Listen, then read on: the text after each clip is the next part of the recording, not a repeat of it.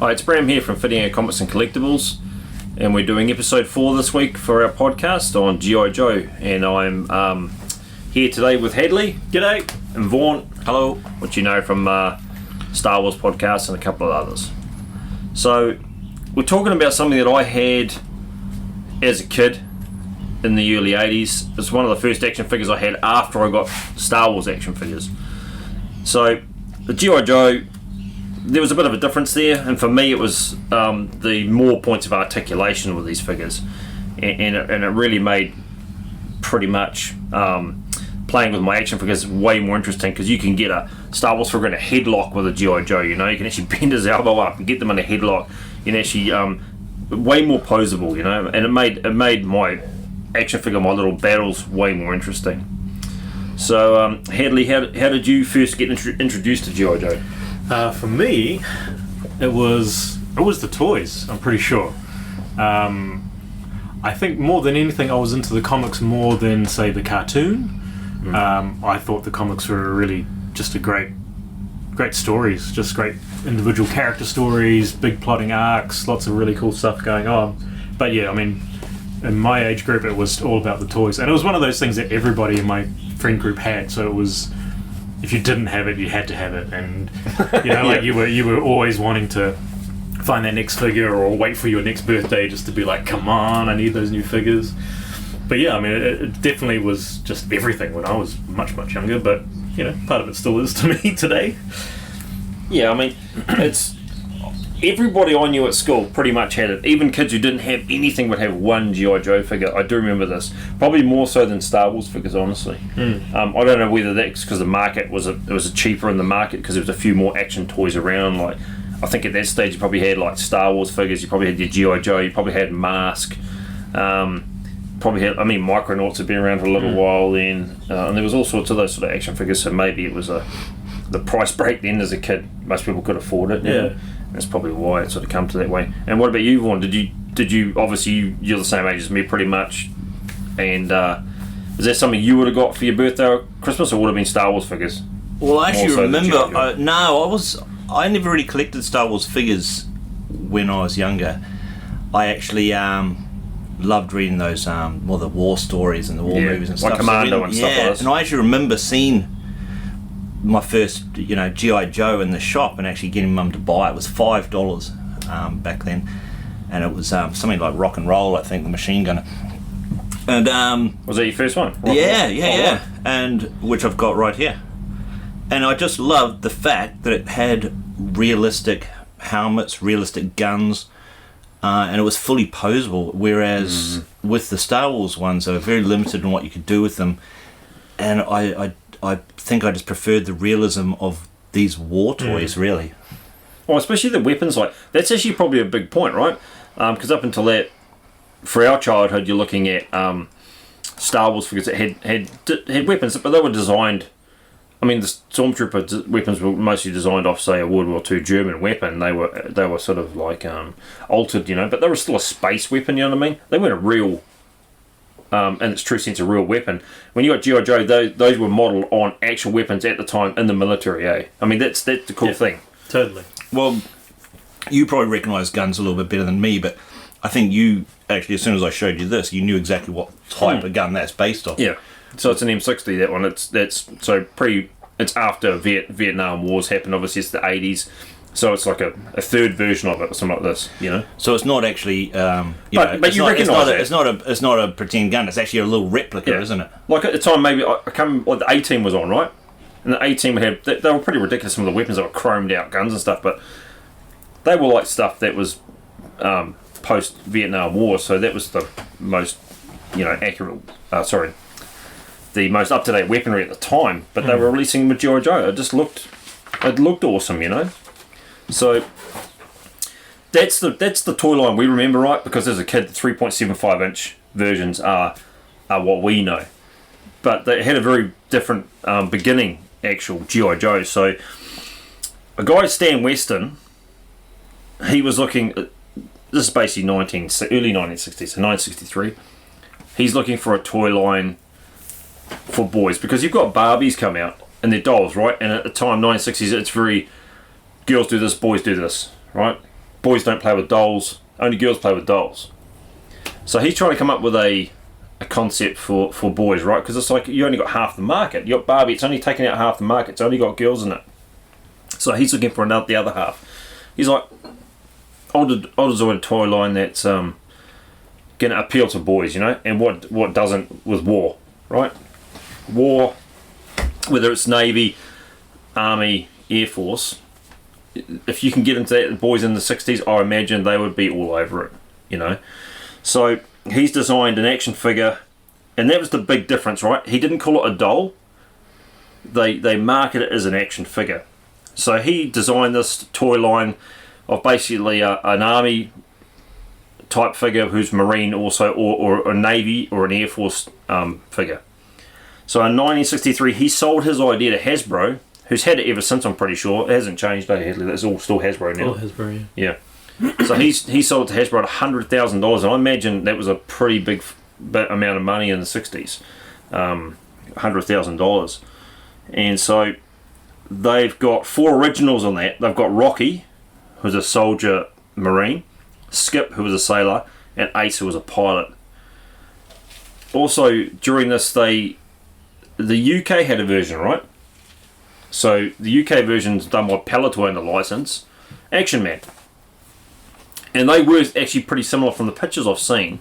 I didn't know G.I. Joe, obviously, then. Well, I've actually got this Action Man here, my original Action Man, and it's got the exact same scar on the face that they actually put on there to stop it from being copied. So that's only on the Action Man? No, on the G.I. Joe. So G.I. Joe has G.I. Joe and the Action Man both have a scar on their face. So like they are but the same. But G.I. Joe actually put a scar on there to make it harder to copy. Yeah. Actually, I'm incorrect. One of the first things I did have was an Action Man before I had G.I. Joe. Yeah, I think I might. Actually, I had that before I had the Star Wars figure, Action Man, and I had the same. I didn't have the. I had always had the flocked version actually, because the flocked version I think came in 1976. So I had the flocked version, just the hair but no beard, and the G.I. Joe was exactly the same as Action Man, and that flocked hair version. I'll just check it here. I did have a look at this today. That the UK, well, not America, but the UK designed the Eagle Eyes was designed in UK by Palitoy. Yeah, and it's freaky when you do that as a kid. Like, holy shit, Eagle Eyes! He can look anywhere, dude. And so that was actually designed by the UK version of G.I. Joe, which is Palitoy. Also, the flocked hair was designed by them as well. Oh right, what they have on the G.I. Joe? Well, as soon as they designed it, they're like, well, we're going to put flocked hair on. I'm going to put flocked hair and flocked. They actually did a flocked beard at one stage. It did, yeah. Yeah, and so G.I. Joe USA, obviously Hasbro, they did the same thing. They went, well, that's an excellent idea. We'll put it on our version as well. So those were both things that were designed in the UK, which is weird that the US adopted. As far as I can tell, obviously from Wikipedia and the other things. So sorry, are you saying Action Man, the European Action Man, came out before G.I. Joe? No, they came out at the same time, but those 2 particular designs, which we're familiar with because as a kid we got them with the flocked hair, that was designed by Palitoy's UK. Oh, okay. But I think they might have been released at the same time. So they both came out with flocked hair. The G.I. Joe came out, and the new release of that came out at the same time. And it was during sort of the end of the Vietnam War. They came up with these 2 ideas, Eagle Eyes and the flocked hair version, you know. Which doesn't sound amazing, but it's like when you've only got like a printed molded on here. Oh yeah, amazing, absolutely. Right? Yeah, exactly. That's amazing. That's really interesting, the point you bring up around like innovation and inventing stuff for these figures. Like what I've seen, some of the information count as your own, because I feel like, and I've seen a lot of documentaries around this, when something goes big and they get interviewed about it 10, 20, 30, 40 years after, they're like, no, that was my idea. Yeah, it gets that hazy. was your idea, that was their idea. It's like there are so many different legends around the making of it, which is in itself really, really fascinating. Like part of what I've seen was that they were designing Hasbro when they made the first figures. They were looking at those like wooden artist marionettes. That's little, right. Yeah, I saw that. Little dolls to help you, like get. And so that was the base for like, because they wanted to really sell the action figure part of it and make it about motion and movement and less about like the dress up portion of it to try and separate it from Barbie's. But then, of course, that is half the whole play structure, is putting your custom. Are they actually the same? Are they on. actually same size? They're actually 12 inches as well. So it's Barbie's 12 inches as well. Don't know. Because if he's based it on that, obviously they'd be the same. I think she's changed height over time, Okay. but I'm not sure what the original ones were. Yeah. But yeah, I mean, G.I. Joe in particular is known for having a flocked beard or flocked head, those eagle eyes, the kung fu grip. Yeah. It's just another one designed by Palatoys. Yeah. Well, so I believe it's designed by Palatoys was Kung Fu Grip. It's really interesting the way that Hasbro can spin it in a way that suits them. Oh yeah, other people absolutely. are like, yeah. no, we did that. Yeah, and some little boffin in the back office designs like, don't give that guy credit. He doesn't know what to do with it. We'll take that. Yeah. And I just saw, you know, how you saying that guy took $100,000 for to sign off and give it to them. Yeah. He had a choice of taking $50,000 and a 1% interest, 1% On sales. On the sales, Ooh. and he turned that down. He just took $100,000 cash, and they've worked it out, and it would be worth, you know, he would have got like $34 million. Yeah. Crazy like that. So that's a bit of a shame. Yeah, no, I'm good. 100,000. $4 million. Oh man. Well, you don't know at the time, right? You don't know that a toy's going to take off when you go. I've designed this /doll action figure.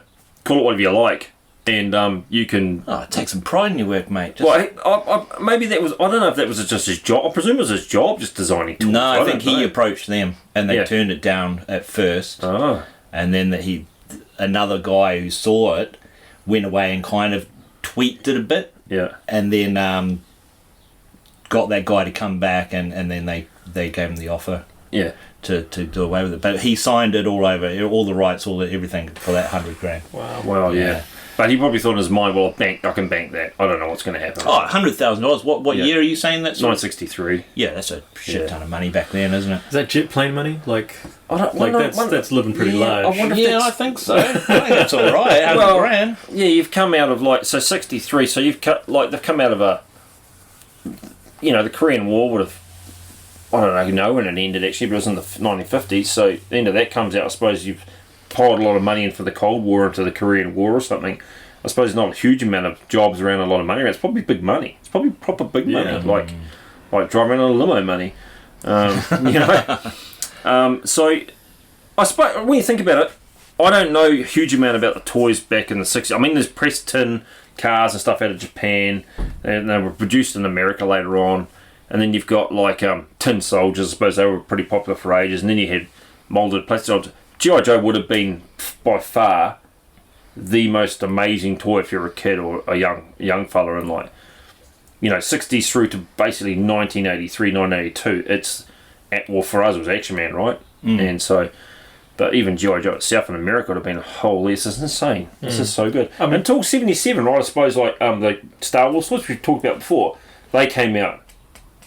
Yeah. And I don't know whether that's why they did 3.75. Maybe they just saw the gross in sales from Star Wars. Are you talking about figures? You talking about when they changed to why they changed? ones? Definitely. It was direct competition. Because that's one of the biggest selling toys of all time, G.I. Joe and Action Man. So that's maybe. I mean, I've never put that together, correlated it before, but maybe that's why they did do it. Obviously, to go in direct competition with Star Wars or Kena, sorry. Well, yeah, there was a bunch of things. Like a lot of people, like you mentioned the Vietnam War before. Like war toys eventually weren't cool anymore, or at least socially available for kids to really get engaged with. In one way, like it becomes a bit more questionable. But there was also the fuel crisis in the 70s, which forced a lot of companies to lower sizes, shapes to make more economical, plastic plastic toys. Really fascinating what you're talking about the licensing though. So Hasbro, they licensed G.I. Joe out to the UK to Palitoy to make Action Man, Action Force. They also sent it licenses out to Takara in Japan. Oh, they were the original producers, not Micronauts, was it? Micronauts? Yeah, well they were. And what happened is that they took the G.I. Joe body. Takara took it, they turned it into a transparent cyborg called Henshin Cyborg. Oh, yeah? So it was like a 12-inch robo-cyborg, see-through skin. And then over time, they shrunk that down to, they call it the Microman range, and they were about 4 inches tall. Okay. Then they they're changed. slightly bigger than the Star Wars figures. Yeah. Then they licensed those back to the US to Mego to become Micronauts. The same toys. While in Japan, they then shrunk them into 2 lines, into the Micro Change line, which would become half of Transformers, and shrunk them again into Diaclone, or at least developed it alongside, which was the other half of Transformers. So all the G1 Transformers that were like the human-sized ones that you could hold in your hand, like the gun or a sound wave or a camera, that was Micro Change, and they were all like secret agent type things. But the Diaclone ones were the vehicles, because you could fit the Diaclone figures inside the vehicles. So like, and then they sold it. Hasbro licensed it off to Kara into America to become Transformers. It's just this crazy circle of like, we'll give you this comes back, and like just how it just everything is everything. Well, if something takes off, then other people want to pick up on it. So it's just your normal corporate craziness. So totally. Yeah, absolutely. So there's So from that, it's gone from the G.I. Joe that you're talking about in the 60s, and that pretty much remained unchanged. Well, because during the Vietnam War, what you talked about before, I mean, war became, I wouldn't say, it probably unpopular, right? Because it was not a popular war for America. It was frowned upon. So that Action Man range, they actually changed from just Action Man G.I. Joe, and they changed it to The Adventures of Action Man or G.I. Joe. That's right. But you also gained, in that 1970, you also gained the flock here, the flocked beard, Kung Fu grip, eagle eyes. And I don't know him any other way. So to me it was standard, but I imagine for a kid, if you've got this dude who's moulded plastic and he doesn't have any of those features, all of a sudden he's got moving eyes, flocked hair, his hair is actually made of some sort of material, it looks like hair. Kung Fu grip is huge. Because quite frankly, Kung Fu grip makes it realistic in the fact he can hold his rifle, he can hold his pistol, hold his gun, hold a rope, hold a grappling hook, any of these things. Your imagination can already run massively wild, right? With Kung Fu grip. Well, straight away, he can actually grab his weapon and put his finger through the he can pistol actually, hole. and if you can actually put a finger through the trigger hole, and everything becomes way more realistic with him. Yeah, absolutely. The eagle eyes thing is just a gimmick. I mean, geez, it is. It's dated, but there's no reason for that. Yeah, but the first time you get it out of the box, right, you're like, you do eagle eyes heaps of times, and you're like, makes no difference actually to play. You know what was cool? Gimmick, right? There was a Bionic Man version. And it actually had a little eyepiece you could actually look through his eye. That would have been quite cool to have on the back of it. Well, that's really interesting too, because that falls into the end of the 70s where they missed out on, well, not that they were ever involved with Star Wars, but things were going sci-fi, things were going changing in different areas, and they didn't have anything like that could match. So they, I think they made a version, what do they call them? It wasn't like Bionic Man, it was like Atomic Man, or like a slightly off-brand version of their G.I. Joe to be like, he's kind of like Steve Austin. We've got one of these guys, or we've got one of these guys. So they like with the Adventures of G.I. Joe in particular, they started to deviate from their tried formula to like give him a job, but also he could be a bit more scientific, or he's sci-fi, or all these little additional playthings to try and broaden it out to get those 80s characters. To steer it away from just being all war, just right? war, Okay, so we go. So that was an important step. I reckon it's an important step for G.I. Joe and Action Man, because you gained 3 things that were so different to the rest of the market. Okay, so we talked before, and you go into 1983, I think it is, with the original, 1982, sorry, with the original figures. So you go into direct competition with Star Wars. So I suppose at that time it's like Empire Strikes Back or something like this, is it? I can't remember. I heard they actually put it off for a year after Empire, because they didn't want it to be clashing together. They didn't want to have a sales war with that particular line of figures being released. Did you hear how they like came up with the idea of G.I. Joe, the new, like the one that we know, the 3 3/4 one? So apparently the Hasbro CEO and a Marvel Entertainment president at the time were at a charity event and ran into each other in the bathroom. Yeah. And they were like, I do G.I. Joe. Oh, you do comics. Maybe we should catch up one time. And they did. And that was how they met. Yeah. And then from there, Hasbro contacted Marvel, and they got Jim Shooter involved.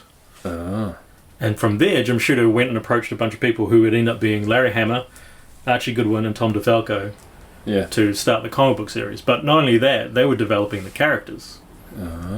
So all the characters were created. Their names, their file cards, their backgrounds, their stories were created by the Marvel comic book. And that's a massive part of it, the file cards, right? To me, it's a massive part because I would cut them out.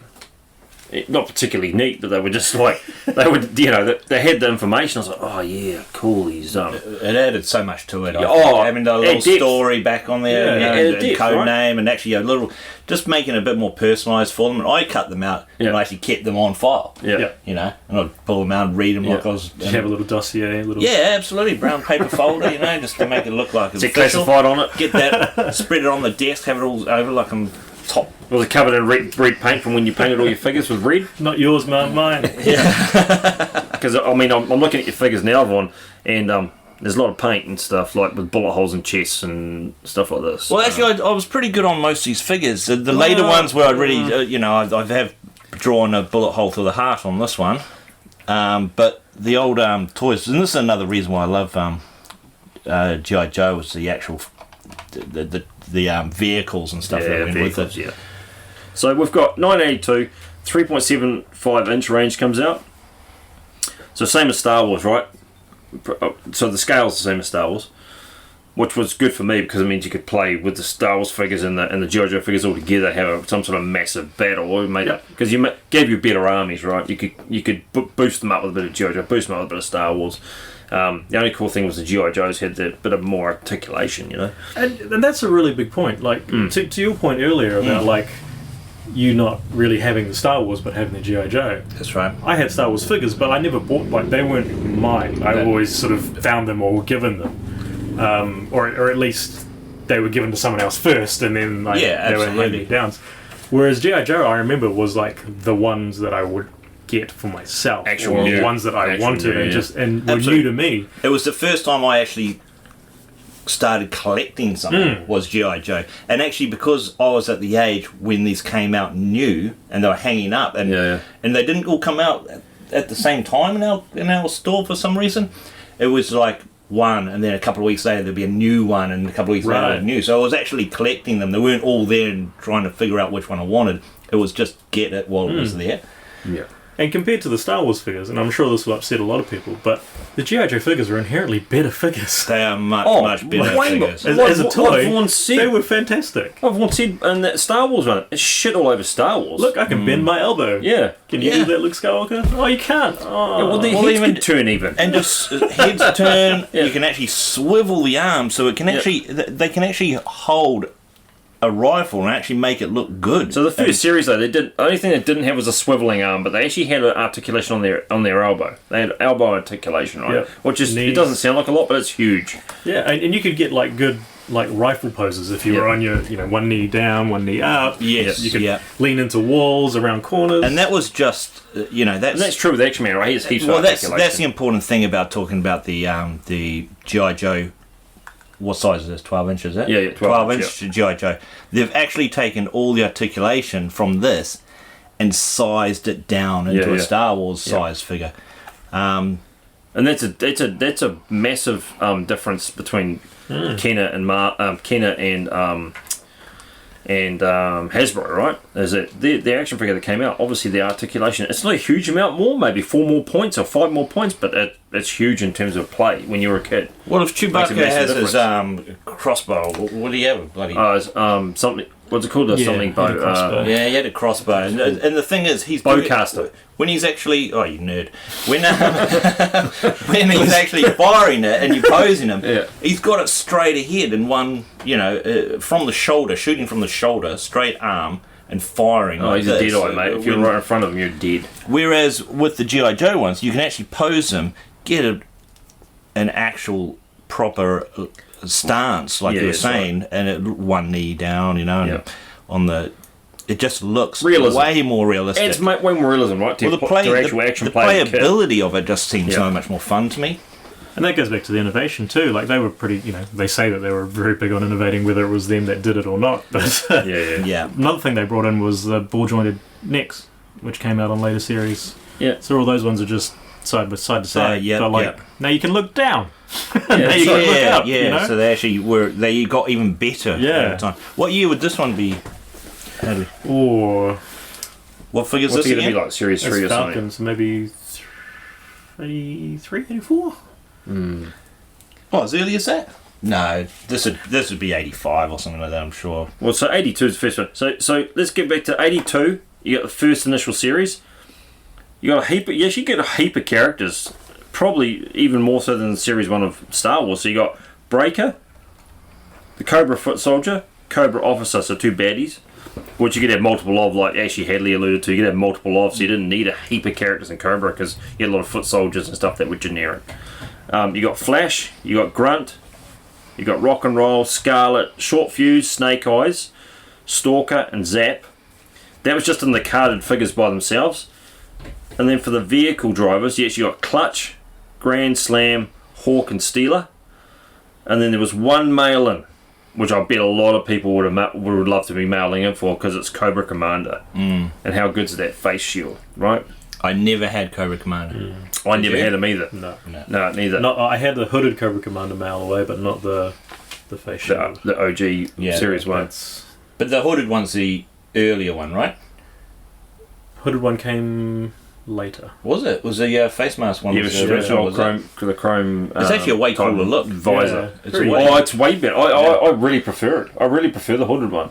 It looks way better. No, the face. The Do you prefer that one? Yeah, I like. I prefer the hooded one. Do you? Yeah, I do. I like to think he was the guy that just liked costumes, so Yeah. I feel like that was his work Well, if face, you have and a then he got home and put on But the if you can have a hood. shiny face, That's for relaxing, eh? Out in the garden, you put on the hood. Yeah, you can't have 2 shiny faced dudes. You can't have like them and then have Destro as like Yeah, there was horrendously chrome a dome bit dude. of crossover there. They could have. Maybe that's why they addressed did it. that I don't know. time. Maybe that's what they wanted to do. Just like, well, we've got Destro coming on Series 2. Better add a hood because we don't want them to be known as being related. So to this that. G.I. Joe #1, the comic, which came out with the figures pretty much at the same time as the figures when they got released. He actually has the hooded. He's got the hood on in that comic there. Oh yeah, okay. What year is that? This is There's 86. Carl going on as well. Yeah. 22 fascists. Also, like in the States, the first animated stuff they did was advertising for the comics That's right. because they couldn't.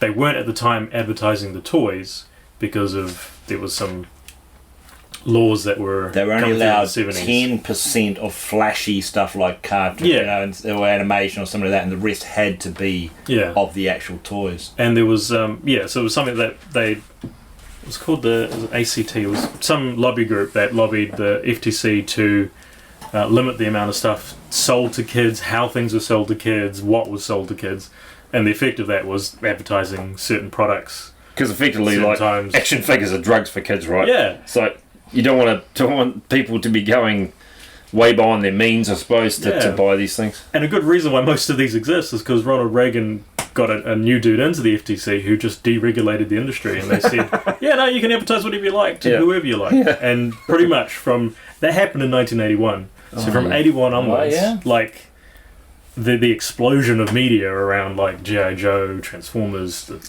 cartoons, the toys, like all pretty much came out of this one.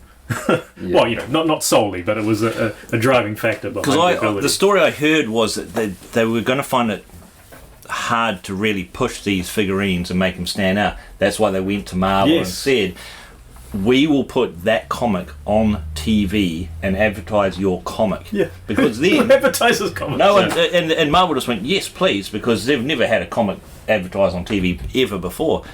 So that's why when the comic came out, the figures came out at the same time, and the comic was just an advertisement for G.I. Joe. And everything that's in this comic, you could pretty much buy the figurines, all the main characters, and things like the I think even this what's this called, This is a Ram. the motorcycle with the frickin' massive Gatling gun on the side of it is actually in the comic. So you'd actually be able to get this comic see all of these things in here and go out and buy them, which is bloody smart advertising. At the same time, so 1982 they released a comic. They also released the toy line and the 3.75 inch series. It's probably a really smart move in the fact that from watching a program, The Toys That Made Us, with Kenner doing the Star Wars toys, they never actually released a comic at the same time. I think it was actually prior to the movie anyway. I think they might have been writing comics before that. But they kept everything in such secrecy. Even the people making the toys didn't really know what they were going to look like beforehand, so it made it a lot harder to sell. But I think in their uniqueness, they sold really well anyway. But that's a real power move really by Marvel and Hasbro, right? Totally. And you guys have both. I haven't read that series, but you guys have both said that comic series was actually insanely good, right? Yeah, especially if you were able to read them when they were, or not long after they were coming out, or at least reading them in order. Like, they weren't just toy commercials.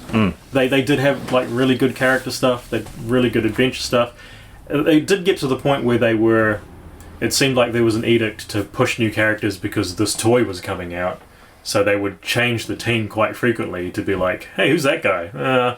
I'm not so much into him, but I might follow this character a bit more. So there's always a lot going on, which I really enjoy. And so you're getting a good backstory, right? Yeah. If you're playing with that toy, you with that particular action figure, you're getting this a real. You've got an imagination anyway as a kid, so you can make up stuff. But you're getting this really important bit of information from a comic book, and you're like, I actually make up a really awesome story with this in my mind. And when you're playing with them effectively, you can make up super detailed plots, right, yourself. If you take Snake Eyes, for example, his file card is about as bare and as classified as you can get. Like, they purposely made him mysterious. So, Birthplace classified. Yeah, so you could imagine yourself, or it's part of that like Spider-Man thing where maybe you think you're Snake Eyes and you can create his backstory in your mind, or you can create your own little narrative around that. A man of mystery, of mystery. So Snake Eyes was my favourite character. Easily, honestly, what's not good about a ninja anyway? But also he was done really well. It looks cool. He's in a military uniform, which I've only just found out they just left unpainted. That's why it's black. So that's just cast in black, and they just sent it out like that and just went, he's a ninja. But but it is by far my favourite character. So this character I always wanted, I never had him, and you had multiple of that though, eh? I did have a few of them, but I did used to treat my toys very roughly.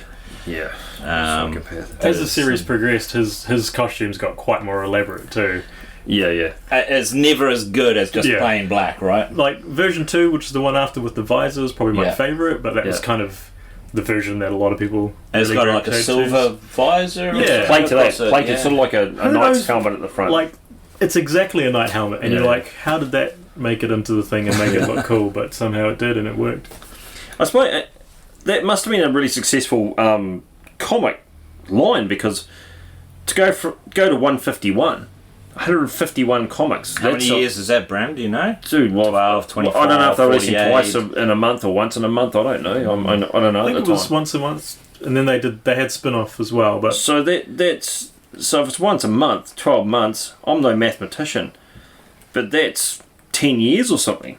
I just don't, more than 10 years. It's 13, 14 lasted years. A long time. That's so it must have been solid. It's a good run for any comic. That's a really good run. I'm pretty sure Larry Hama wrote most, if not all of them. Yeah. So pretty solid writing, because that stayed good for a long I don't think Star Wars comic went anywhere near as long as that. That particular 3.75 inch, this series here, this actually only went from 1982 to 1993, was it? So that might have run the whole time that series was out, and they stopped. Yeah, I think that's the case. That could be. I read an interview with Larry Hama, and according to him, the only reason he got it is because he was the last office in the row of people in his office. I watched it on a YouTube video. So, like, that's his side of the story, was that Jim Shooter went down all the offices and everyone else turned it down, and they got to him and they said, no one else is taking it. This is yours. It's a good story. It's a good story. And he goes, no one writes, he actually says, only losers do toy comics. But he just wanted, he needed the job, so he just went, yep, sweet, I'll take it. Yeah, I need the cash. And he, apparently he had an early concept for a Nick Fury Strike Force type of comic Okay. called Fury Force, which was, I can only assume, was the basis for most of the characters, slightly tweaked for... Yeah. He already had quite a few ideas that he just sort of brought across and dropped onto there. Eh? Yeah, well, I mean, I can only imagine at the time if you're working in an office like that too, you'd just be like, I need to come up with some freaking awesome ideas so I get some work because I need to buy some groceries. Yeah, eh? exactly. But there's also another series that I've also been told. I mean, I haven't even read the original. I've got a few of them, but I don't have them concurrently, so I can't really read them. But also G.I. Joe Special Missions. Yeah, That cool. That came out. They went 1 to 28, so that's still not a bad run. They're actually a better story. I think they're all pretty much one-offs. Yeah. So rather than So they're like a one shot. You just read it. You get a good. So story whereas one. you'd 1 to 151, Yep. in the G.I. Joe comic would have been an ongoing series, and you found out a lot about the characters. The those special missions? Yeah. Were just really cool little one-off comics. Yeah. I actually preferred them. Well, they are. Well, I mean, even collecting comics now, right, can be quite an arduous journey because you've got to. Quite frankly, I don't read my back issues anymore. I read trade paperbacks because I'm like, it's just easier to read 1 to 6, and 7 to 12, whatever, and read them in that sort of series because otherwise you miss one. It doesn't seem like a lot, but if you miss, say, number 6, the end of a storyline, you're like, well, what the hell happened? Like, it's a pain in the ass. I mean, with internet, you can find out what happens, right? So. That's a good way to write a comic. Special missions doing a one shot in each one. Oh, absolutely, and it was all military based, and it was they're just nice, interesting little one-off stories. Though I never read G.I. Joe the comic concurrently. I didn't have it coming in monthly or anything. I just sort of pick up and read as I could. But there were some really interesting storylines we were talking earlier about. Snake Eyes and Storm Shadow, and about their backgrounds, and about how Scarlet was actually a little bit in love with Snake Eyes. It was actually a really lot of good character building stuff in there. Yeah. And as you said, it sort of didn't just seem like a big fat advertisement for the toys. It was a proper story. Yeah, and yeah. It was really good. The first one, is a massive advertisement. Which is what it should be, because they want them to go out and see and buy these toys, and that's why it probably ran for so long as well. Yeah, well, I mean, I suppose the other thing too with it is that you want to have, like we said before, the in-depth storylines of these characters you're getting in a. I mean, I never read much, so it didn't make any difference to me. I just played the toys regardless, right? But some kids obviously a bit more want more in depth. Like, what is this character? What does he do? How is he? What's his speciality? Like, and these types of things. And you can get them off the cards, but like running it concurrently, it's just good. Makes good marketing. I mean, these days kids get anything off the internet they want, but back in the 80s, it's pretty insane how good that is. I mean, I'm looking at the art of Vaughn's got G.I. Joe #1 here right now, and it's they look exactly like the figures pretty much. Snake Holy Eyes shit, looks like look how Snake good Eyes. this edition is. I know. Yeah. Look at the colour on that. Yeah, it's insane. Nice and So clean. 1982. So that's not the only sort of stuff that came out. So comics make a big difference if you're selling a toy line, a brand new toy line. But there was in the 1960s, actually Hanna-Barbera released the story of the Green Beret, and it was actually a G.I. Joe tie-in. So they used that as sort of marketing, I suppose, because say 63 they're going to release this thing. Maybe I don't know how it ties in, but apparently that was supposed to be a tie-in for G.I. Joe. Right, didn't know that. Then off that they did a 4-book record set. So that it doesn't sound cool, but I reckon that's cool, right? You're getting a book with a 45, so you can actually read along in the book while you've got the 45 running in the background. Awesome. So they did a 4-piece set for that. I've still got this jet somewhere. So that was done by Peter Pan Records. So also animated series. You saw the animated series. I never saw it. Yeah. So a lot of the animated stuff started off with comic book commercials, like we said before. And then they realised, hey, that was kind of successful. Let's start developing a few more things. So they, in 83 and 84, at least in America, they released the Mass Device, which was the first miniseries. It was 5-episode miniseries. There was one big overarching story about a MacGuffin called the Mass Device. And G.I. Joe just had to try and stop Cobra from putting it together at every turn and fail until the giant climactic battle, as there always was. Then there was another one, Revenge of Cobra, which came out the next year, and then they were very well received. And it wasn't until '85, at least in America, where they got the first season of G.I. Joe animated series. That started with its own miniseries called The Pyramid of Darkness. And then for the rest of the series, pretty much were just MacGuffin of the Week, Monster of the Week style shows. But they were cool, because I think that was a cool way of doing it, because you could play with the toys, you could, if you had the option to read the comics, you could start building a story, and then you get to see brand new adventures on TV. So was it a Saturday morning show? Do you remember where you saw it? Because I actually don't recall seeing it when I was younger. Yeah. I think what I may have seen would have been on video. Oh yeah, maybe on rental. Probably the local video shops would have had them. Yeah, that's probably where I don't think it was on What Now on Sundays or anything. There's no way. Way too much action. Next, after Super Ted, G.I. Joe, and then Dungeons and Dragons. I think there was one thing that informed like the comic book and the toys, and maybe how you'd play, is that in the animated series, they shot lasers, and that was kind of like a bit of a gag and a bit of a joke, was that the bad guys shot red lasers, and the good guys shot green lasers. It's like that's how you know how it was, right? Yeah, that's a good idea. Yeah. And it's like, but the toys I don't have lasers. So like, wouldn't you have they're shooting lasers. Wouldn't you have red for the bad guys and green for good guys? I don't know why. Where are my cards? I may have got that backwards. But yeah, like the red always, for me, red is always the bad guy, right? Oh, and that's actually interesting. I meant to say that. Like the Palatoy version of the Cobra, right? What were they called again? Oh, the actual series called Action Force or something. Action Force, yeah. So what were the bad guys in the Palatoy version? I think they were Red Shadow. Red Shadow. And I'll tell you what, I saw a video of that stuff, and it is, wow. It is painted pretty bad. The faces kind of slip down, and it's halfway down the face of the bad guys, so their face is painted on, but it kind of looks like someone just painted halfway down. The cheekbones actually where the eyes are. That's real strange. That's the English version. Yeah. And they're red. They're not sort of the dark blue. Yeah, they look blue. Awful, yeah. They are they're in red, and they got one hideous vehicle they had, and I don't know if Warren agrees with me that I reckon it's pretty hideous. It was a giant skull, four-pointed, that flew through the sky and had the 4 points on it with guns, or rocket engines, whatever they were, with a giant skull. Well, the way you just explained that sounds awesome to me.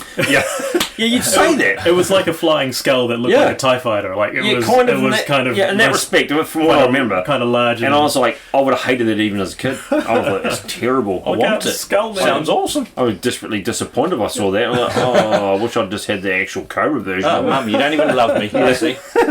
So I forgot to mention that. I forgot they actually concurrently released that alongside G.I. Joe. They actually released Battle Action Force. I don't know if it was in the same year, but I mean bloody close. And a lot of the characters flowed over into the UK. So a lot of the figures and the molds and the designs flowed through, but also some of the characters as well. So it kind of this weird so mishmash. They would have Snake Eyes. I think they had a version of Snake Eyes. Yeah. Everything was just changed a little bit. Yeah, wasn't it? Just altered. But Palatoys was under license from Hasbro, so they're actually a standalone company. They just got a license to do it. And then later in the run, Hasbro brought it back into the States under Action Force and brought some of their characters and then merged it with G.I. Joe, and then eventually just stopped doing it altogether. Oh, okay. Just ditched it. So they also went to release an animated. They had an animation. They went to release a movie. Yeah. And they freaked out and they were like, "Oh, Transformers movie actually bombed hard. Let's release ours directly to VHS." So they actually went. It was probably one of the first movies I've ever heard of going straight to VHS. Because they killed Optimus Prime off. That's right. Yeah, they killed off Optimus Prime. That's why. Is that why it bombed? Because I did read that. Yeah, it was. I don't know how much research. Well, I think that would be a big part of it. It was more like a collective breaking of hearts across the world as kids saw their greatest Optimus Prime. Of all the characters, don't kill off the main hero. Not only that, but they were going to. In the movie, they were going to kill off Duke as well. Yeah. And this was the year after Transformers came out. Have you learned nothing? They were like, maybe we'll just write him out and put him into a coma instead. Oh, they actually changed everything, didn't they? Yeah, that's right. They'd made the movie, but they added in an extra bit of dialogue to be like, no, he's in a coma. But that's crazy, because I think it was that cross-marketing across all those media platforms which really set this era of pop culture apart and really set up pretty much the rest of it. Star Wars did it so well with the movies over to the toys. I feel like G.I. Joe did it best from the comic and the toys. Transformers was like the show and the toys. He-Man was pretty close to having all three. They had the mini comics, the toys, and the show. Yeah. Like all those sort of ideas going across the multiple platforms just really, it's got their hooks in you and sucked you in. Well, and that's the thing with like G.I. Joe, I suppose. We've talked about this already, but being released with the comic, it's massively successful. He-Man, they were just going to release He-Man as is with nothing, no context or anything. And they were like, don't do that, it's going to be toy suicide. You need to release it with some sort of context. Like, no one knows what Castle Grayskull is. No one knows who this Mussy do with this weird chest attachment thing is. You need to... So they released the comic with the toy, right? In the pack, so you read the story through... When you bought the figure, you got that particular sort of comic with it. It told you what was going on. I mean, you have to have that. And that's probably why G.I. Joe is so successful at that particular stage as well. Now, do you guys have, in particular, have any action figures that were released by G.I. Joe that you don't like? There was a period in the sort of early 90s where they went quite extreme. They had like the Eco Warriors. They had in 95 they made G.I. Joe Extreme, where they were all like giant cartoon character versions, like real pretty. Really? Everyone had beards and leather jackets. Yeah. It was pretty. Oh, pretty Fonzie Gang, awesome, man. They even did, towards the end of the original run, around 94, they did Mortal Kombat and Street Fighter figures. Do you remember those? They were G.I. Joe figures, but they were Ken, they sound awesome, Ryu, Guile, Blanka. Well, they're part of the G.I. Joe team, and like their characters. Yeah, they were Street Fighter themed. That actually sounds awesome to me. So were they working for Cobra or G.I. Joe? I think it depends what side of the battle they were on. Is that right? So Mortal Kombat, so Street Fighter and Mortal Kombat. Yeah, that's insane. They did. I think they did more Street Fighter than Mortal Kombat, but like they were really looking for something to. Yeah, they'd run out of ideas. So they're Capcom characters, right? Capcom. Yes, Street Fighter were. Yeah. Yeah. So, what's Mortal Kombat? That was Midway. Midway. Okay. So what? Imagine how much money they paid those guys to actually have those figures in there. Hey guys, we want to make G.I. Joe. Yeah, I'm going to do a roundhouse kick. A Dorkin! Massive power beam ball coming at you. I mean, that would have made good TV though. In saying that, that would have been sounding good. But I saw some Action Man stuff that's come out, and it is flipping horrendous. And it would have been in the mid '90s. So I wasn't collecting action figures then or playing with action figures then because I'm out not trying to score girls and get beer, underage drinking beer. But I did see that stuff, dude, and it was horrendous. Bright orange jumpsuits and stuff, and this was Action Man stuff that I saw primarily. To be honest, and it was an eyesore. But they started painting G.I. Joes like that as well. Yeah, weird. Really they went fluoro orange and stuff. I mean, if you look at this original set that we've got lying in front of us, they look military. They're military. Green, they're black. They got old Stalker has got actual camo on. And then later on they started just painting figures in all sorts of random colours. Even before you got to the 90s there was like the Space Force where they had those 4 vehicles that connected together and they all had like shiny silver. There was the Tiger Force, like yellow and black Tiger Stripe. They got David Bowie covered in silver and shit. They really went to town on so many different designs. See, I don't mind things like Destro. With a silver head, that was chrome interesting. head. That looks cool. And he actually looks like a bad guy, but he wasn't ridiculous looking. He just looked, a chrome head is a bit weird, but but it sort of worked for me. But those sort of other ones where they start. I didn't really like the Zartan. The Dreadnoughts. The Dreadnoughts. I thought they were a bit painful because they were like a biker gang with ponytails and It's funny you mentioned ponytails because I've just had a look at some of the, well, not the worst characters, but the most hated characters. There was a dude called the Headman. Talking of ponytails? No, I haven't heard of it. Dude, he wore a pinstripe suit, a pimp hat, he had a goatee and a ponytail. Sounds like Snoop Dogg. No, he's a white guy. and racist. And he's the only confirmed death actually in a cartoon series of G.I. Joe, where he actually tried to drug the G.I. Joes with something he put in. I don't know whether it was in the, but he had his own base, and he blew himself up on his own base and killed himself. That's actually funny that what you say about the death in the cartoon, because Larry Hama, I saw an interview where he said he liked telling a proper war story in the comics, and so there was always the Cobra soldiers were always getting blown up, killed, shot, properly shot. Yeah. But they weren't allowed to do that in the cartoon, and he was kind of like, "Oh, this kind of sucks Doesn't make a any little bit." sense, Yeah, yeah. you got to have, So every time a Cobra plane got shot down, you'd always see a parachute. Yeah. Or if you saw a car flip over, like 18, you always saw the bad guys getting out, because it was never allowed to show a bit of death on They there. fired 1,000 rounds. These are ex-Vietnam vets. Fired 1,000 rounds. They didn't kill anybody. Everybody lived and got away. Car explodes. Oh, yeah. Mushroom out, and then the next shot is these two baddies coming out. Whoa! Yeah, curse you we're guys! ex-Vietnam vets with a confirmed kill count of 20 people each, but we can't even hit a guy in the middle of the street. But as a kid, it's the beauty of illusion, right? It's like they're firing awesome guns. Guys got a mohawk and heaps of jewelry.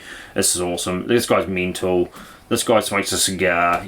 All these sorts of things. They had character. So back to the most hated characters. There's one other guy, which from when you said Destro, a guy called Darklon.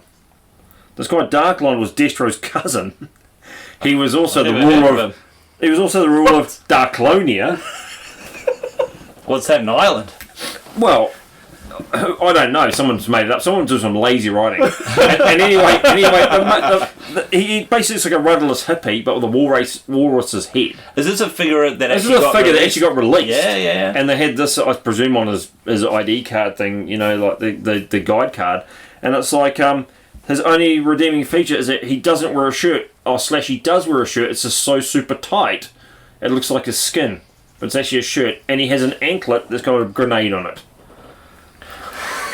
I mean, you could kind of see when they were getting into trouble, really, weren't you? Like, hey, new guy, what are you up to? Nothing. I need you to design this new guy that's Destro's cousin. No problems. I'm thinking hand grenade, anklet. I'm thinking he's the ruler of a made-up world.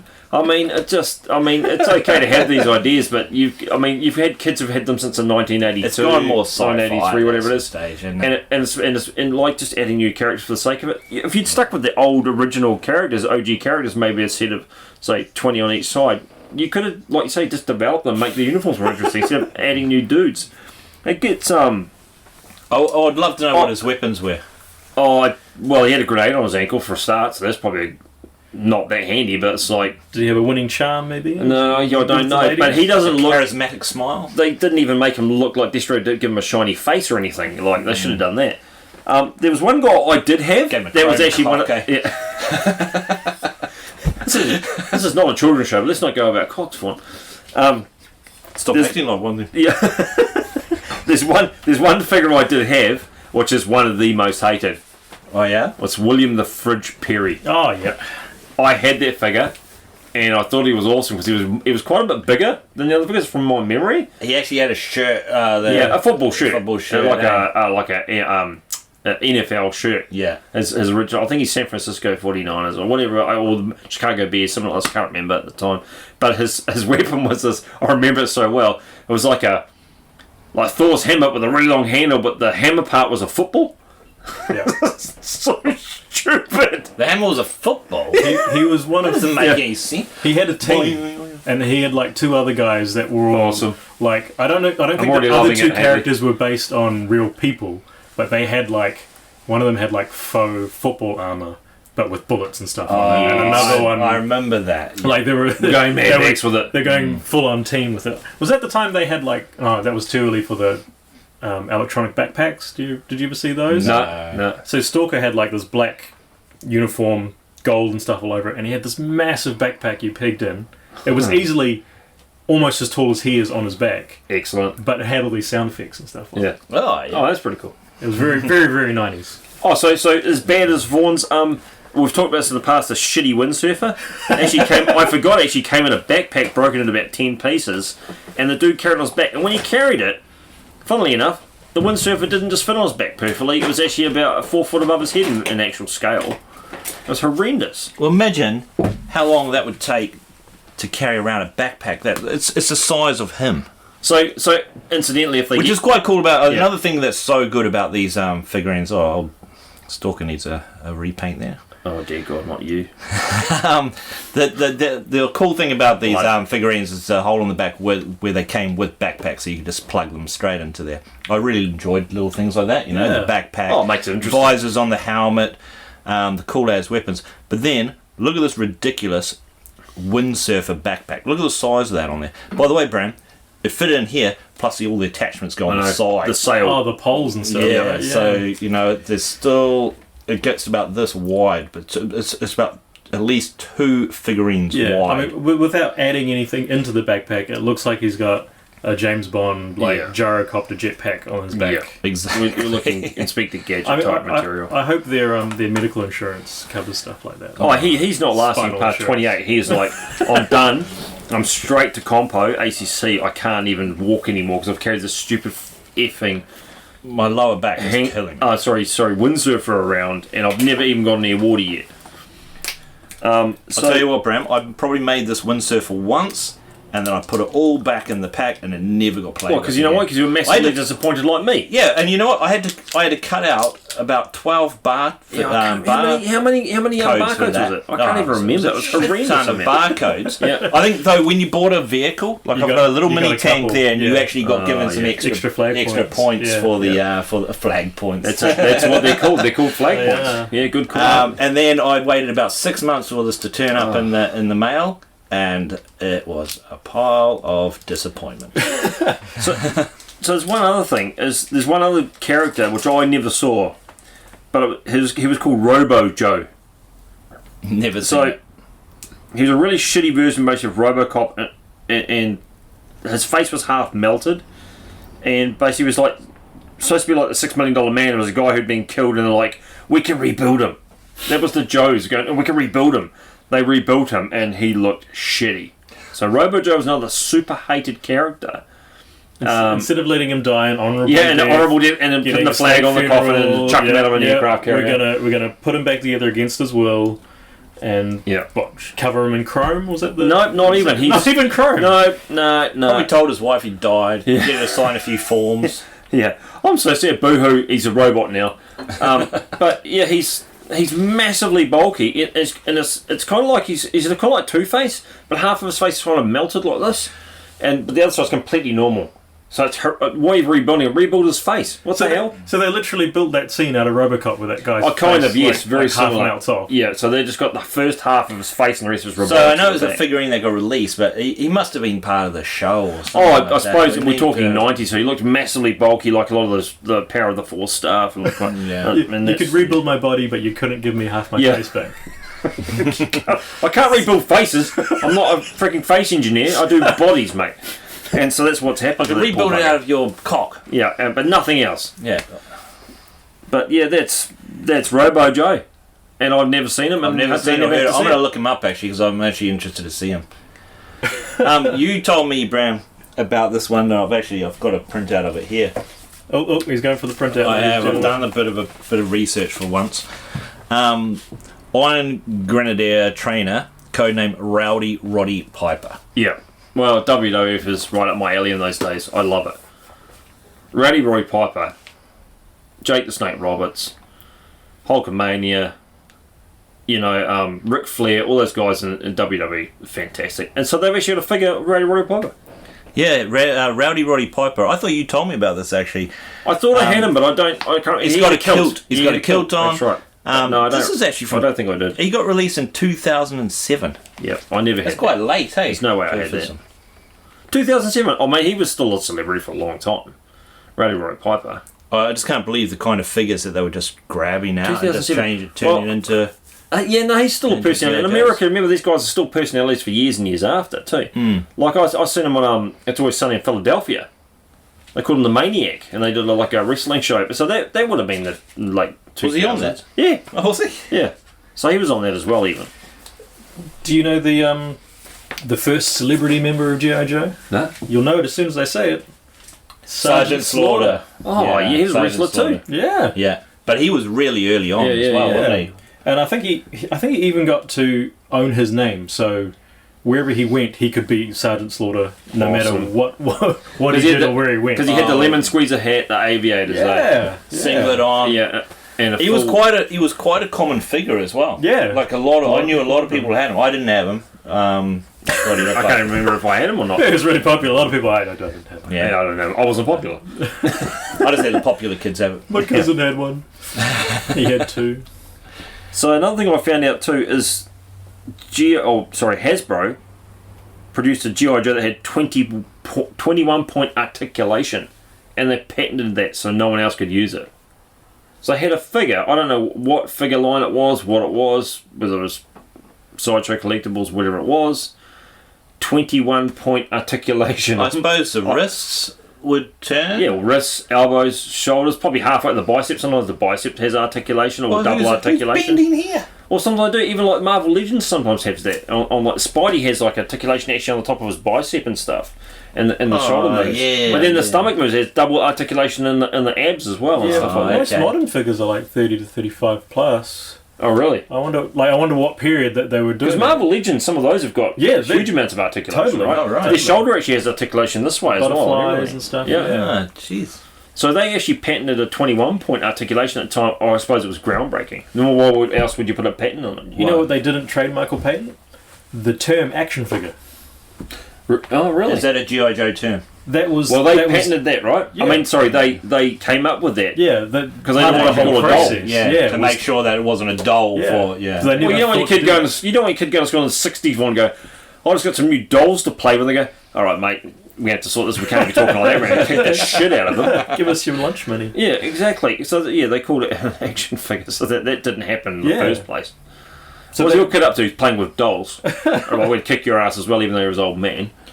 Oh, God. So the 21-point articulation was. It sounds impressive, I suppose, at the time when they came out with it, but obviously now, like you say, probably not so much. Another thing that G.I. Joe did do way back early was they released that 4 figures that I talked about before. But 1 year later, they released a figure that was an African American or a black figure. But also, they released a G.I. Nurse Action Girl. Well, these are 12-inch, 60s. They were released in the 60s. So I think it was 63 or 64 when they released that. Wow. The year after, they released an African American or black figure, and they also released a woman, a G.I. Joe Nurse. It's actually quite impressive. By the way, really? That's one of the most collectible figures because it was such a bomb. Which one? What kids going? Yeah, good. G.I. Joe. He's rad. He's got the Pacific Campaign uniform on. This the collection. Here you go, G.I. Joe Nurse, lady. Oh dear, Mum, this is going to be. Oof, I don't know if this is going to be. There's been a bit of a mix-up here. Yes, I was expecting some sort of I don't know, anything else. A daisy. Yeah, and so they released it, but apparently that one there, the G.I. Nurse, is one of the most collectible of 12-inch versions because it was so unpopular at the time. They produced bugger all. They probably produced one run of it and went, whoa, this has got a bit of a kickback on it. And like everything, it's collectible, right? The most collectible figures. You need Nurse for G.I. Joe can dodge bullets like a mother. Yeah, probably at the time. But it's not even when he gets hit by a bomb or something. He's blown to pieces. Who's going to stitch him back? G.I. Nurse. Mine never got shot. Done. So you've got that. The other one, there was another guy too. I'm just trying to remember what his name was. Released in the 70s. Oh, Bullet Man. 1976. I remember. Released a guy called Bullet Man. Bullet Man. And I don't know. Obviously, you know Headley, but I don't. And at the time, G.I. Joe was fighting because it was during the end of Vietnam War, and they'd gone away from that and gone to G.I. Joe Action Adventure. Their main protagonist was a caveman from outer space, which I didn't know. Highly intelligent cavemen from outer space. Right. They just look like cavemen with like Masters of the Universe bodies. So really low brows because they were cavemen. Yeah. But they were highly intelligent. Oh yeah. So I don't know what kind of basis they got that from, like what social story they were trying to tell there, but it was weird. But yeah, so Bullet Man was the hero, right? Yeah. Did he have that weird sort of helmet that went? Yeah, over his head. He had a dome. There was a silver dome. Yeah, over his he had head, a red costume, belt. He had chrome silver arms, and then this weird Doctor Who-esque looking bullet head. Yeah. See, I have seen him in the red shirt actually came just down to about halfway down his legs, with a belt around it. That's right. See, I have seen him in the past But I've never related him actually to G.I. Joe because I just saw him on a collectible toys thing where Bullet Man's highly collectible, and if you can get a carded version. I have seen it. I just thought it was a really weird, interesting figurine. I would never have associated with G.I. Joe. That was them trying to like go out into that sci-fi stuff and do like the Buck Rogers or like very 70s style version of and get away from the Vietnam War, like you were saying before. As well. We're going to take it to space. Yeah, with caveman. Well, I love still super patriot Americans, but it's in space. Well, I loved Captain Caveman, the actual cartoon itself. I was fantastic, but yet to go that particular way with action figures seems weird. Now, G.I. Joe as a whole is as far as pop culture is concerned, it's actually a massive part of pop culture, like Transformers, right? Or Masters of the Universe, or Star Wars, or anything.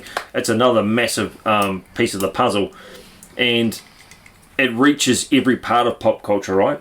Because you bought with you today Funko Pop vinyls. Yep. So you got Snake Eyes and Storm Shadow. I got some pop vinyls. Yep. But they haven't stopped there, right? You've got the Mighty Mugs. Mighty Mugs are a bit older, yep. And who were they produced by, sorry? That was a Hasbro one. So Hasbro. So they got a lot. Yeah, okay. So that's pretty cool. So but you've also got another set of stuff there in star cases. Yeah. So I've got a couple of probably the height of my collecting was around 2007, 2009. Yeah. And at the time they released 25th anniversary G.I. Joe set. What I loved about these is they had original style cards, but they were modern bodies and modern sculpting and accessories, so they were kind of the best version of that character if it was made today, but presented in an old style fashion. And that is something what really stood out for me when I first started looking at the G.I. Joe was the art on these packages. Packages it's insane, awesome, isn't it? And now that because you've got one here all packaged up with the old original art, this just reminds me. Oh, and even the back looks exactly the same. Just reminds me so much of that. And like, you know, those cards were meant to be ripped open and stuff, and so you know, they were enough to get you interested to be like, oh yeah, I can't wait to get that guy out of the cover, out of the packet. You rip the bubble off and you take half the card with it. You know, like there's no coming back from that. But the art design, the it's real OG packaging, right? That looks very similar to the original Viz packs and stuff like that. I think some of the art has changed, but other than that, but this is all the original, isn't it? I think it is, if not very close. It might be a modern reproduction, but it's very close. Actually, I've got the original printouts here. No, he's going to put it out. So, did do you know the company Super 7? Yes, yeah. So, did they produce any G.I. Joe stuff? No, well, they did a bunch of T-shirts. They did a bunch of. They did some really cool mugs and cups and stuff. Yeah. They didn't get the license to do this. Actual action figures. Yeah. Okay. Because I remember they did Masters of the Universe, and their reproduction of Masters of the Universe was just really quite good. Yeah. But it's, I mean, you think of G.I. Joe and all these other companies that make up sort of the 3.75 inch series that make up your 80s childhood. For me, it did. It reaches every part of the pop culture realm, right? Well, even with those, what did you think about the latest movies? I mean, I didn't mind the first one. It was just a good action movie, but it didn't have a lot of depth for me. But the actual action, it's all good. Yeah, I feel a similar way as you do. Also, how I feel about the Transformers movie, in particular the first one. Yeah. After that, they're very bad. Yeah. I don't necessarily judge things that I like on quality. I like a lot of terrible things. But I just love the fact that they made a G.I. Joe movie and a Transformers movie. Yeah. So that kind of overrides any real quality control for me. Like, there were parts of it not so good, but the fact that they did it was good enough for me. Yeah.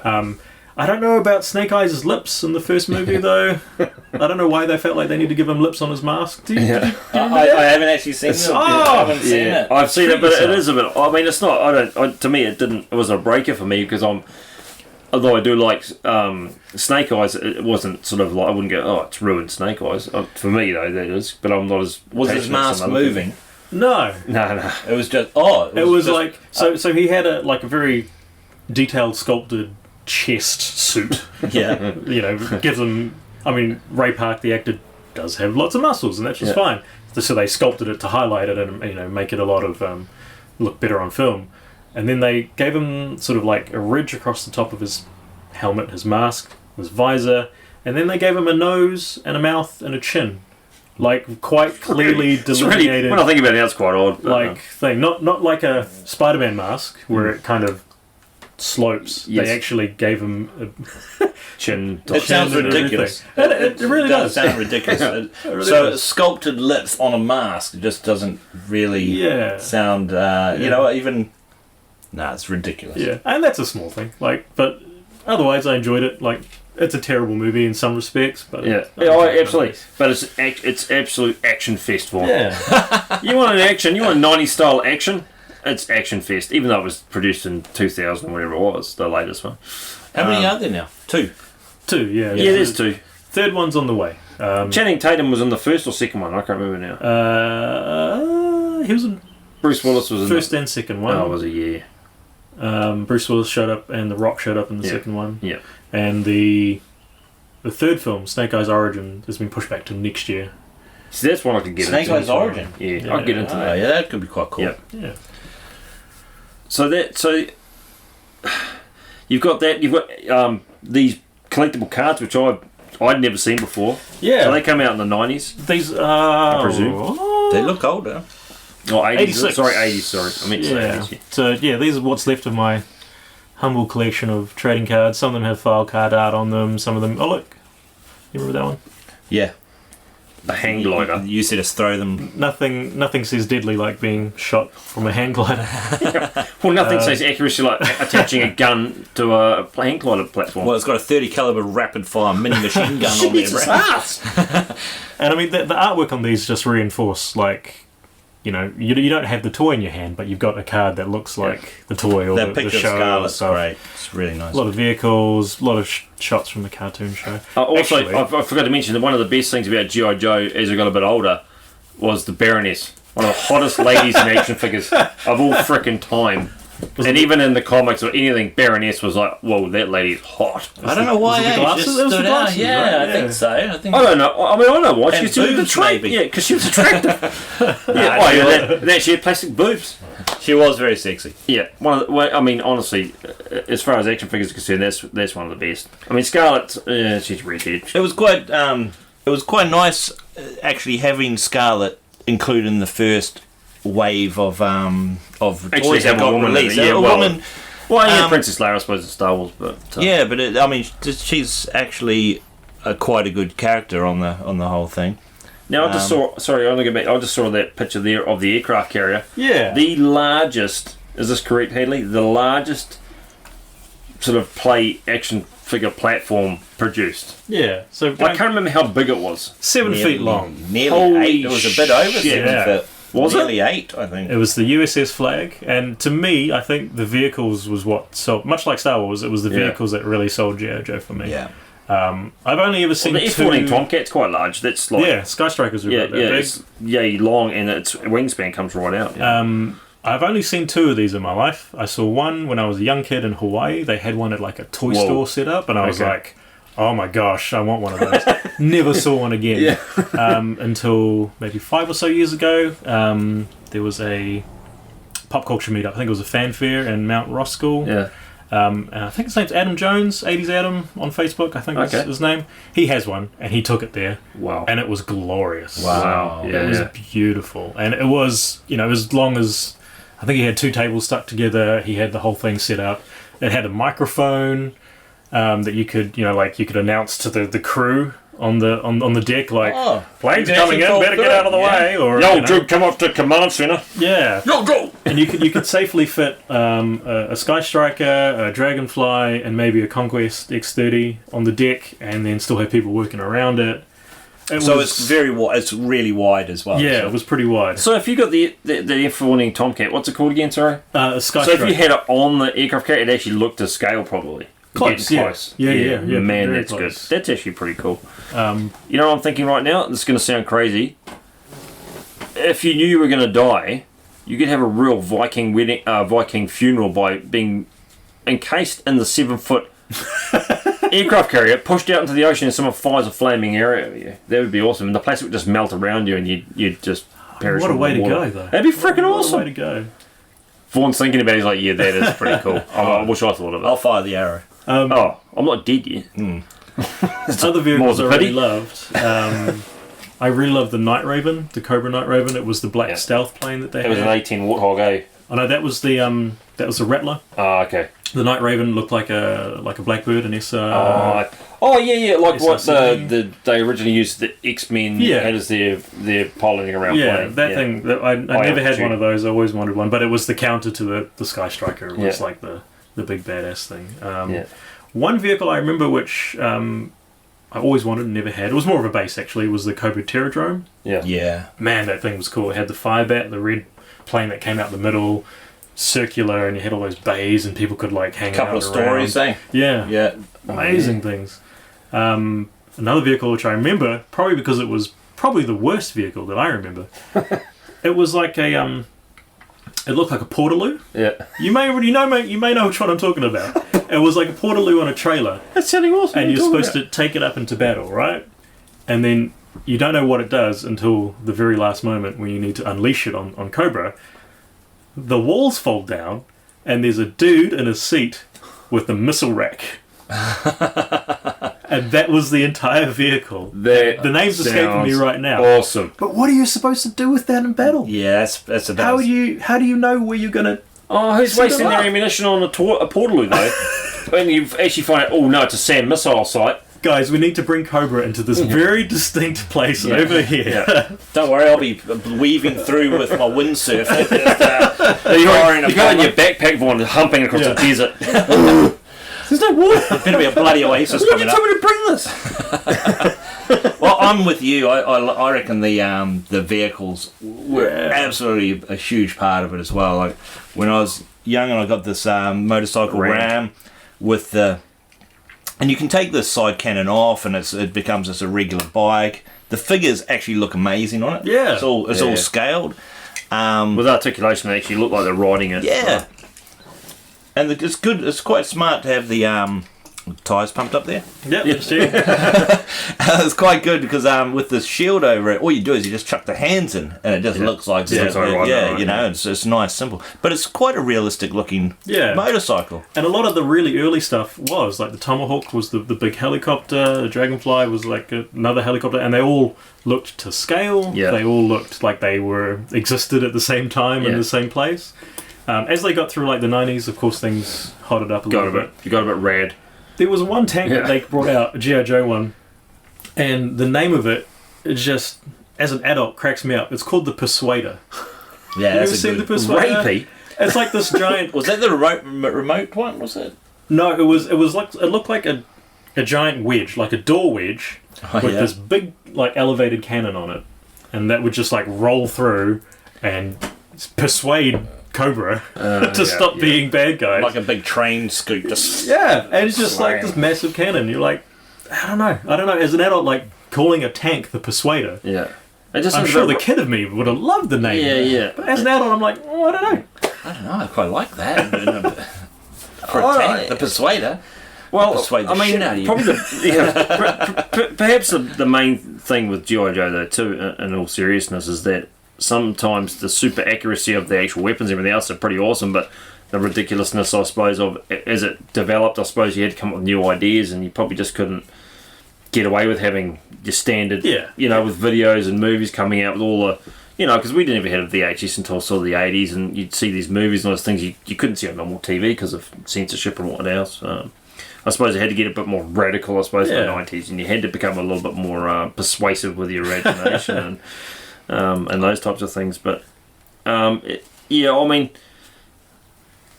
let's get to the end. We're getting to the end here, right? So, do you have a favourite character? Do you have the favourite action figure? I should say. Well, for me, character and action figure would be the same. It would be equally Snake Eyes and Storm Shadow. Yeah. From a character point of view, they're sort of like both halves of the same story. Yeah.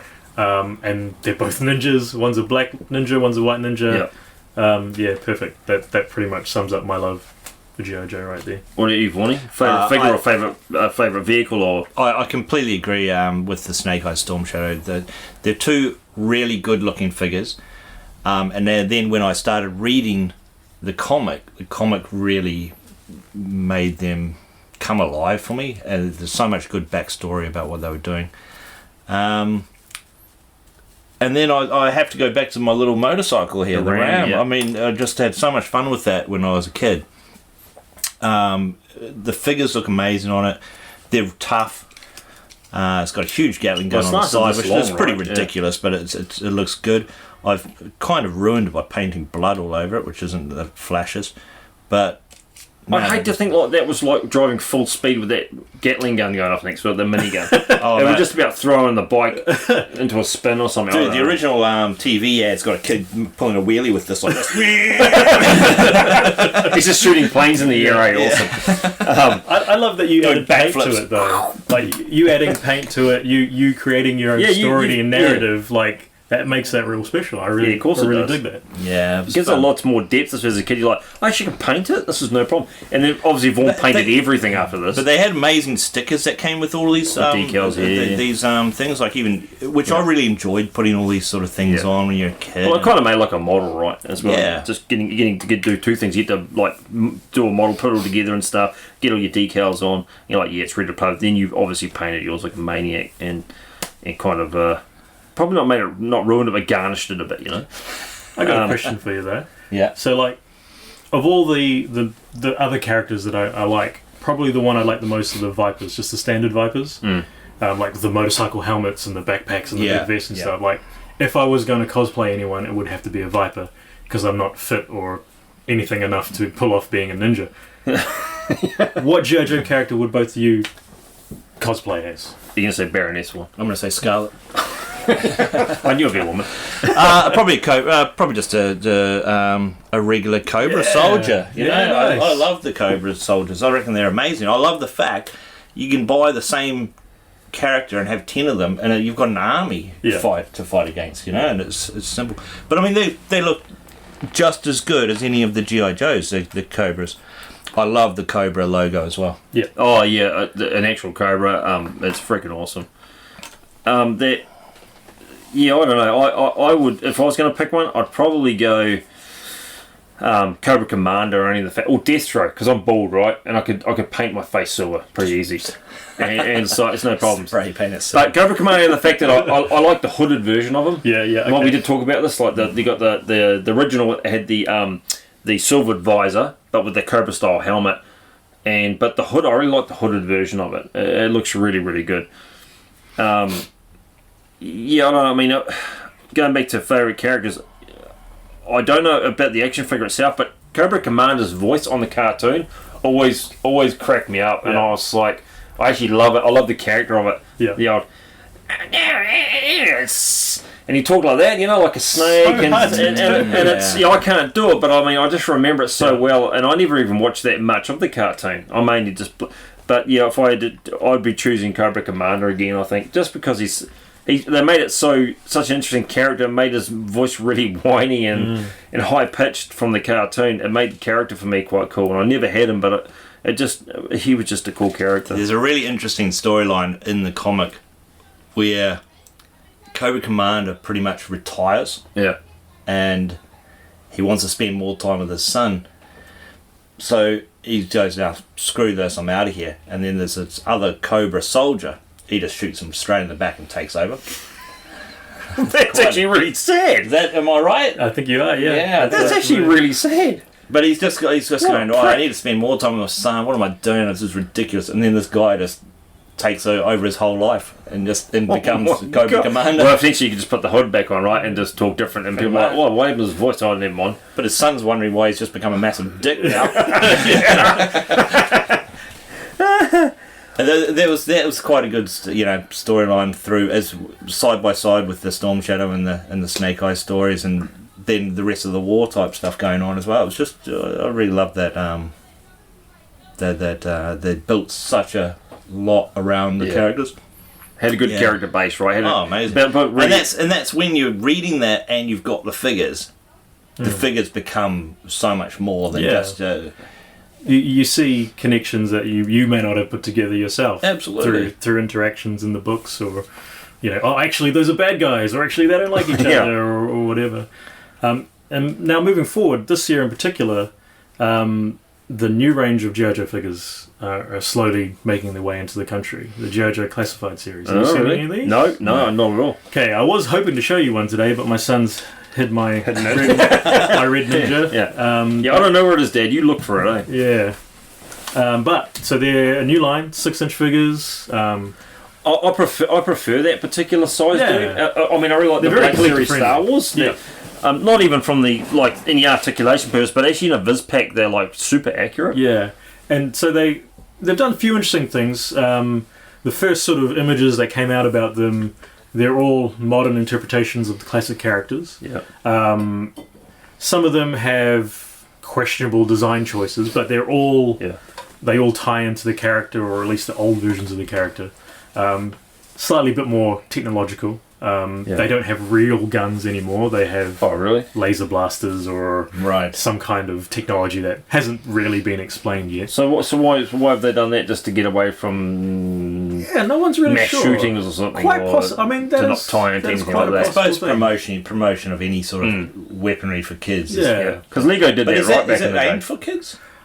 That's a really good question. I don't know any kids that have. I'll take for us, is it? that are into it. Yeah. But I think they're definitely sort of the toy adult collector market. I feel like that's kind of where they're going, which is interesting because those collectors have a very particular style of action figure or character that they like. So to change or deviate seems a bit weird.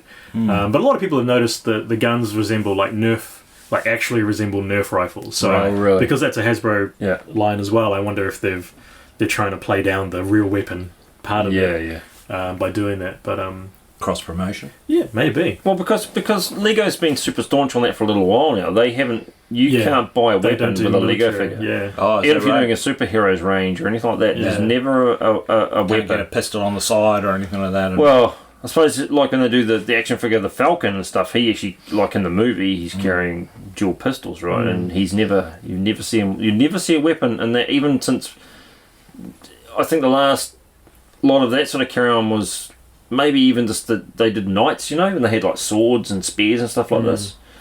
Yeah. So I mean, a lot of companies have gone away from that type of thing, and I mean that's probably progressive for them. They did it a long time ago, but. I suppose with your mass shootings and everything, you don't want to advertise the fit. You know what I mean? That your child's play includes guns, but it seems weird that you, for maybe a particular designer series, it's probably not directly targeted at kids, probably for collectors mainly. You don't have an actual weapon. It's strange. I think it should be a replication.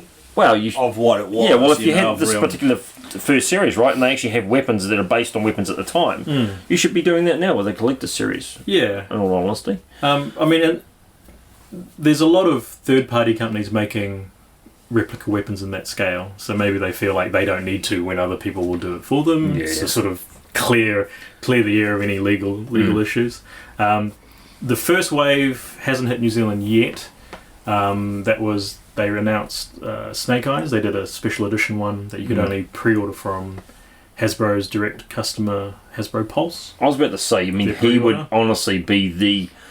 Like we've talked about, you both agree that he is... I mean, I agree he's a brilliant character. Face. He would would definitely be the face of G.I. Joe themselves. So that set came with the figure and this bigger box that had like artwork, additional weapons, a weapon rack. It was sort of a premium product. Very cool. Yeah. But I don't know many people that got one.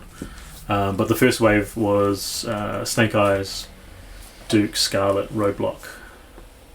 And then some more have started to hit New Zealand. Wave 2, Red Ninja, Cobra Commander, and Gung Ho. Overseas exclusives include this. I think it's Target has the Cobra Island mission set, and they're slowly coming through. But a Cobra Trooper, Beachhead, Baroness with the bike. Very cool stuff coming through. Amazon have a couple exclusives. I was hoping to show you one substantial today. amount. So you're saying that they've got a Cobra playset? Did you say? It's so they did a lot of Target exclusive in America, and one of them was a line of Cobra Island themed wave. Of characters. Okay, I see what you're saying. No one's sure if they're going to be released everywhere in a regular version, but it's really interesting.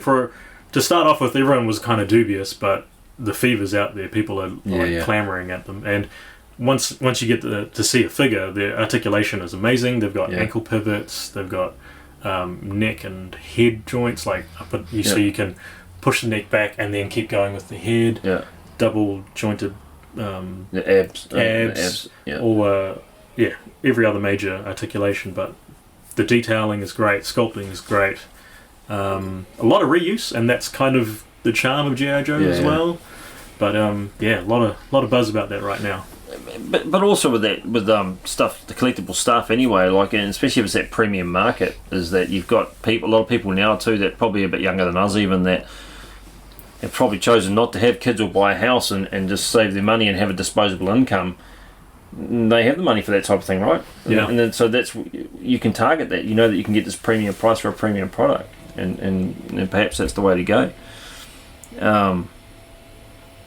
It's honestly, G.I. Joe is a huge part of me growing up, especially with Star Wars. I said that about Star Wars as well, and it probably is. I mean, I had Star Wars figures first.